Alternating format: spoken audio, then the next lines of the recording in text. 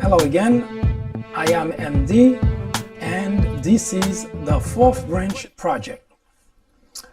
Today we are going to talk about a very important topic. The United States of America is in a serious crisis. I'm not talking about Tommy Daniel case. Not that it's not important, because every American, no matter what your political affiliation is, should be concerned that the individual who sits in the Oval Office behaves in a way that demeans the office of the presidency, behaves in a way that makes the office less attractive to those who are really concerned about the country, and make it such that it diminishes the importance of the United States across the world. As important as that topic is, this is not what we're referring to by stating that the United States is in a serious crisis. We are not talking about the Trump-Russia collusion investigation either.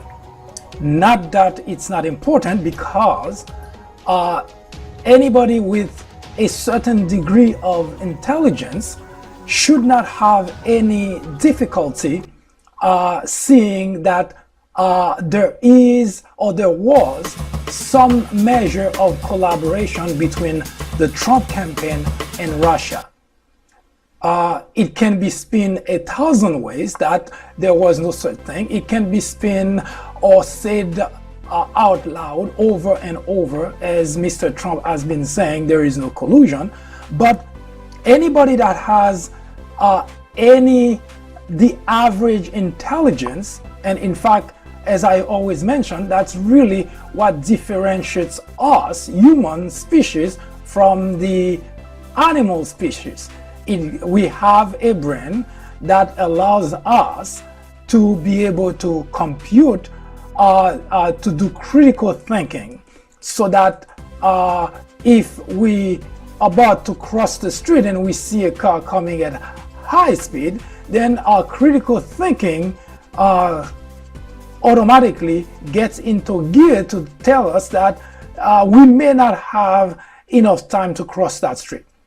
So, in other words, unless someone is deprived of that ability to do critical thinking, it should not be hard, it should not be difficult to establish that there was indeed some sort of collaboration between the Trump campaign and Russia. And that is very important. It is very serious, because of the fact that we are talking about the United States' #1 enemy since the Cold War, since World War II.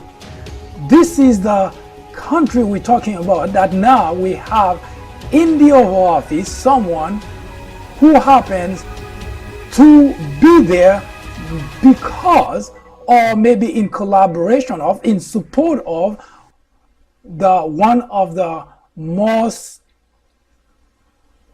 fiercest enemy that the United States has had for decades.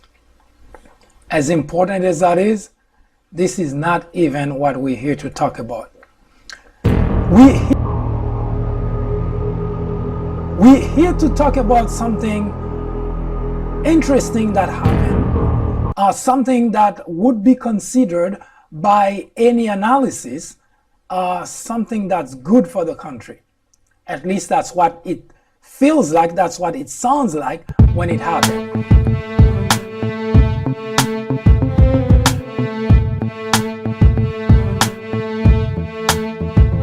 What if hip-hop never existed?